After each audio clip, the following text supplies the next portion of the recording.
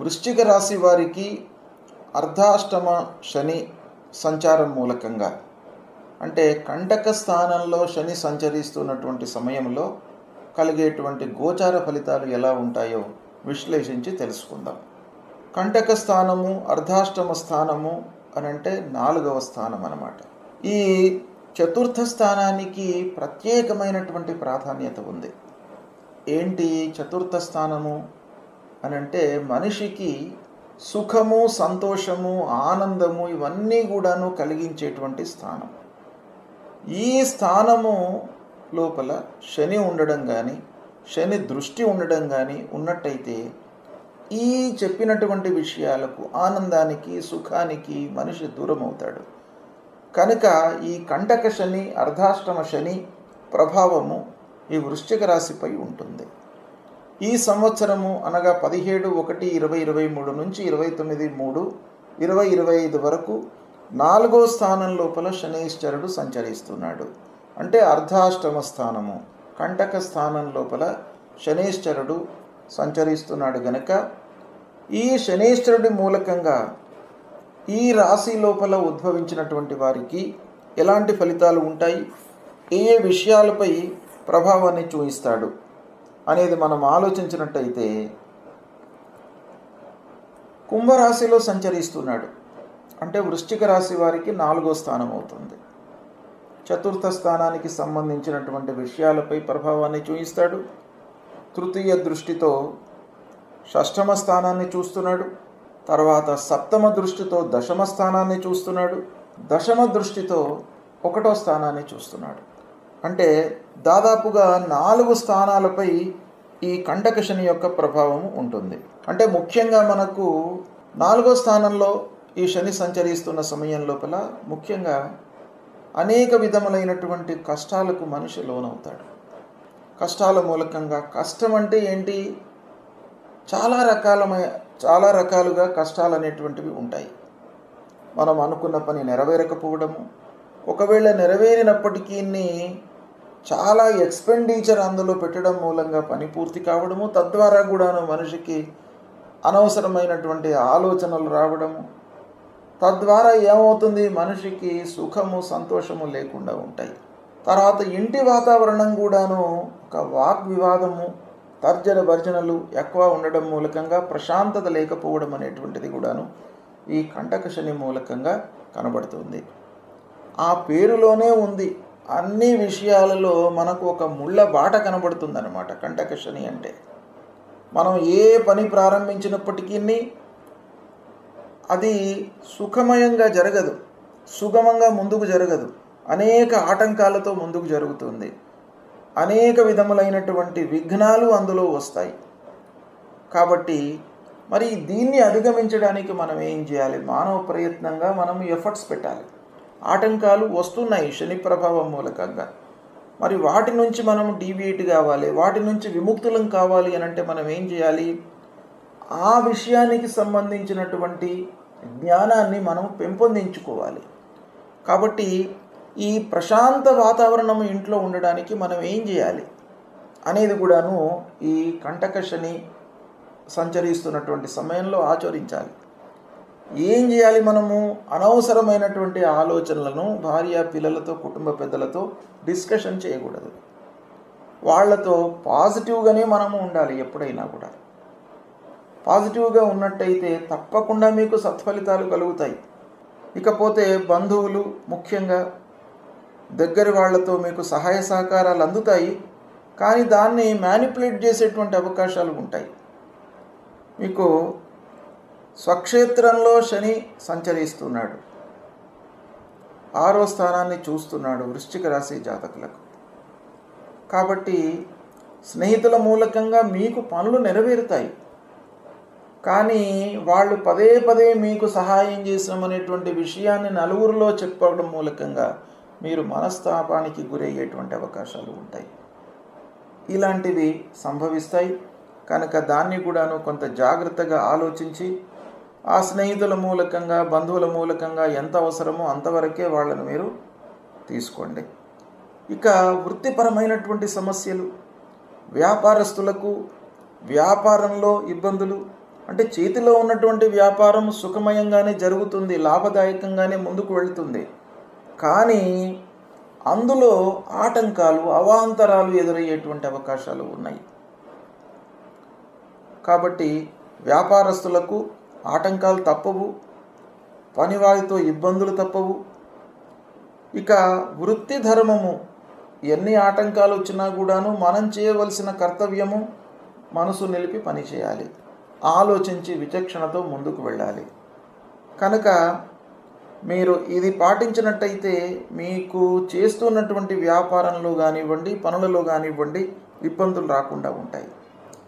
ఇక దశమ దృష్టితో వృశ్చికాన్ని చూస్తున్నాడు కాబట్టి ఈ చతుర్థ స్థానము కంటక స్థానంలో సంచరిస్తున్న సమయంలో మీకు ముఖ్యంగా శరీరంపై, మీరు ఆరోగ్యంపై మనస్సు నిలపడం అనేటువంటిది చాలా ముఖ్యమైనటువంటి విషయం.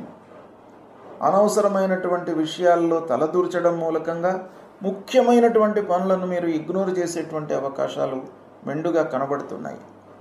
కాబట్టి శరీరంపై మనస్సు నిలపండి, ఆరోగ్యానికి ప్రథమ ప్రాధాన్యత ఇవ్వాలి.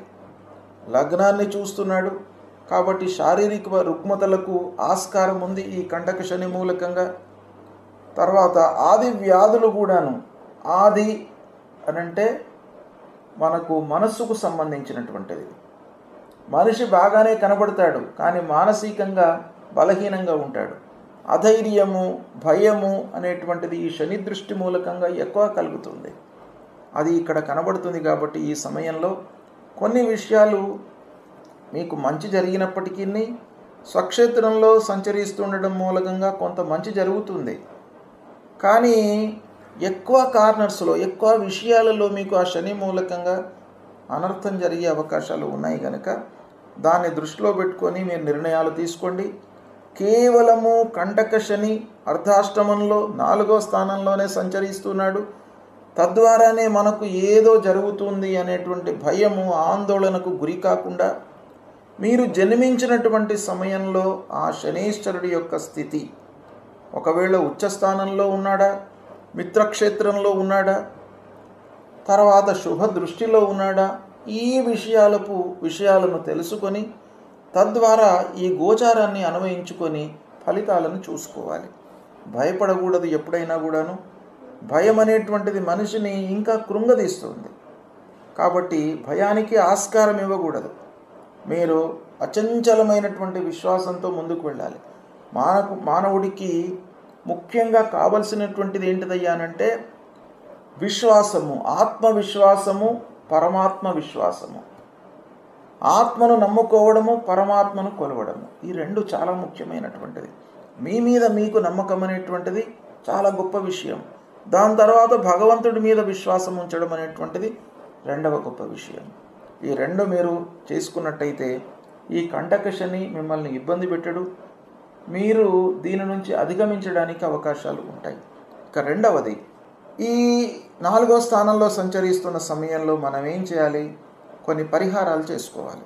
పరిహారాలంటే శాస్త్రంలో చెప్పిన విధానాన్ని ఉపయోగించుకొని అనుసరించి ఆ శనికి సంబంధించినటువంటి దానాలు చేయడము. దానము ప్రత్యేకమైనటువంటి పాత్రను పోషిస్తుంది జీవితంలో. మనిషికి దరిద్రం ఎందుకు వస్తుందయ్యా అనంటే శాస్త్రంలో ఏం చెప్పబడి ఉంది అనంటే నువ్వు దానం చేయకుంటే నీకు దరిద్రం వస్తుంది అని. నువ్వు దానం చేయాలి, ఎంతో కొంత దానం చేయాలి. నువ్వు సంపాదిస్తున్న దానిలో కనీసం ఒక 1% లేకుంటే నీకు తోచినంత ఎంతో కొంత బీదలకు, ఎవరికైతే అవసరం ఉందో, నీడీ పర్సన్స్ ఎవరైతే ఉన్నారో సమాజంలో వాళ్లకు మీరు దాన ధర్మాలు చేయడం మూలకంగా మీకు కలగబోయేటువంటి అనర్థాలు దూరం అవుతాయి అనేటువంటిది శాస్త్రము గట్టిగా చెప్పింది. కాబట్టి ఎంతో కొంత మీరు దానం చేయండి. దానం చేస్తే ఏమవుతుంది? మీరు సంపాదించినటువంటి డబ్బు ప్యూరిఫై అవుతుంది, ప్రక్షాళన అవుతుంది. అంటే మనిషి జీవితంలో సంపాదన అనేటువంటిది అంత ధర్మ మార్గంలోనే సంపాదించాడు. ఎంతో కొంత మనము ఏదో అకృత్యాల మూలకంగా కానీ అన్యాయంగా కానీ ఎంతో కొంత సంపాదన అనేటువంటిది ఉంటుంది. తెలుసో తెలియకనో మనం చేస్తుంటాము. అయితే ఈ సంపాదన ప్యూరిఫై కావాలి అని అంటే దానం చేయాలి. దానం చేస్తే ఇది ప్రక్షాళన అవుతుంది. అయితే ఈ శనైశ్వరుడి మూలకంగా కలిగేటువంటి దుష్ప్రభావం పోవడానికి కూడాను మీరు దానం చేయండి. ఏం దానం చేయాలి? నీడీ పర్సన్స్ ఎవరైతే ఉన్నారో సమాజంలో అవసరం ఉన్నటువంటి వారికే దానం చేయండి. దానికి ప్రాధాన్యత ఉంటుంది. వస్త్రదానం చేయండి, అన్నదానం చేయండి. ఒక పూట ఆకలితో ఉన్నటువంటి వాడికి ఒక పూట భోజనం పెట్టండి. వస్త్రం సరిగ్గా లేనటువంటి వాడికి వస్త్రదానం చేయండి. తర్వాత శనీశ్వరుడు దేవాలయానికి వెళ్ళి శని భగవానుణ్ణి నూనెతో అభిషేకం చేయండి. ఇవన్నింటితో పాటుగా ఆంజనేయ స్వామిని కొలవండి, హనుమాన్ చాలీసా చదవండి, శనీశ్వరుడి యొక్క మూలమంత్రాన్ని పఠించండి. ఈ విధంగా పరిహారాలు చేసుకున్నట్టయితే ఈ అర్ధాష్టమ శని కంటక స్థానంలో ఉన్నటువంటి శని మూలకంగా కలిగేటువంటి దుష్ప్రభావము దూరమవుతుంది. మీకు భగవంతుడి యొక్క అనుగ్రహము, పెద్దల యొక్క అనుగ్రహము లభిస్తుంది. తద్వారా మీరు సుఖమయంగా ఉంటారు. ముఖ్యంగా శనీశ్వరుడు 2.5 సంవత్సరాలు ఒక రాశిలో సరాసరిగా సంచరిస్తూ ఉంటాడు.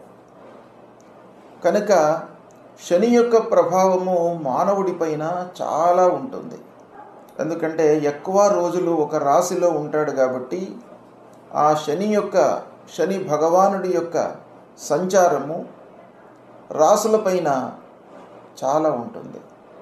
అయితే ముఖ్యంగా శని అనగానే ఏలినాటి శని 7.5 సంవత్సరాలు శని ఉండడం అనేటువంటిది ప్రధానంగా ప్రహతంగా అందరి మనస్సుల లోపల మెదులుతూ ఉన్నటువంటి అంశం. ఏంటంటే ఏలినాటి శని అంటే ఏంటి? 12 జన్మ ద్వితీయ స్థానాలలో వరుసగా శనీశ్వరుడు సంచరిస్తూ ఉంటాడు. అంటే 12 స్థానంలో 2.5 సంవత్సరాలు, జన్మస్థానంలో 2.5 సంవత్సరాలు, ద్వితీయ స్థానంలో 2.5 సంవత్సరాలు సంచరిస్తూ ఉంటాడు. ఇవి వరుసగా 12 జన్మ ద్వితీయ స్థానాలు ప్రతికూలమైనటువంటి ఫలితాన్ని ఇచ్చేటువంటి స్థానాలు. ఈ స్థానాలలో 2.5 సంవత్సరాలు, 2.5 సంవత్సరాలు, 2.5 సంవత్సరాలు కలిపి 7.5 సంవత్సరాలు శనైశ్వరుడు కంటిన్యూస్గా మనకు దుష్ప్రభావాన్ని చూపిస్తాడు. కనుక ఈ 7.5 సంవత్సరాల శనిని ఏలినాటి శని అని మనము పిలుస్తూ ఉంటాము. 7.5 శని అని కూడాను అంటూ ఉంటాము. ఈ శనైశ్వరుడి యొక్క సంచారము మనకు ఈ 12 రాశులలో జన్మించినటువంటి వారికి ఏ విధంగా ఉంది అనేటువంటి విషయాన్ని మనము తెలుసుకునే ముందు ఈ ప్రస్తుతము శనైశ్వరుడు ఏ విధంగా సంచరిస్తున్నాడు, ఎప్పటి నుండి ప్రారంభమైనాడు, ఎప్పటి వరకు ఉంటున్నాడు. ప్రస్తుతము అంటే గత సంవత్సరము 17 జనవరి 2023 రోజున స్వక్షేత్రమైనటువంటి కుంభరాశిలోకి ప్రవేశించినాడు. అక్కడి నుండి 2.5 సంవత్సరాలు కుంభరాశిలో సంచరిస్తూ ఉంటాడు. అంటే 29 మార్చి 2025 వరకు కూడాను కుంభరాశిలో సంచరిస్తున్నాడు. ఈ కుంభరాశిలో సంచరించడము, స్వక్షేత్రంలో సంచరిస్తున్నాడు కనుక కొంతవరకు శని యొక్క ప్రభావము తగ్గే అవకాశము ఉంటుంది. అయితే ఏ రాశుల వారికి ఈ కుంభరాశిలో సంచరిస్తున్నటువంటి శని యొక్క ప్రభావము ఎక్కువగా ఉంటుంది అనేటువంటి విషయంపై మనం మనసు నిలుపుదాం. ముఖ్యంగా మీనరాశి వారికి 12 స్థానం అవుతుంది కుంభరాశిలో సంచరించడము. మీనం నుండి మనం లెక్కించినట్టయితే 12 స్థానంలో శనైశ్వరుడు సంచరిస్తున్నాడు ప్రస్తుతం. అంటే గత సంవత్సరము 17/1/2023 నుండి వచ్చే సంవత్సరం 29 మార్చి 2025 వరకు కూడాను కుంభరాశిలో ఉంటున్నాడు కనుక మీనరాశి జాతకులకి 12 స్థానం అవుతుంది.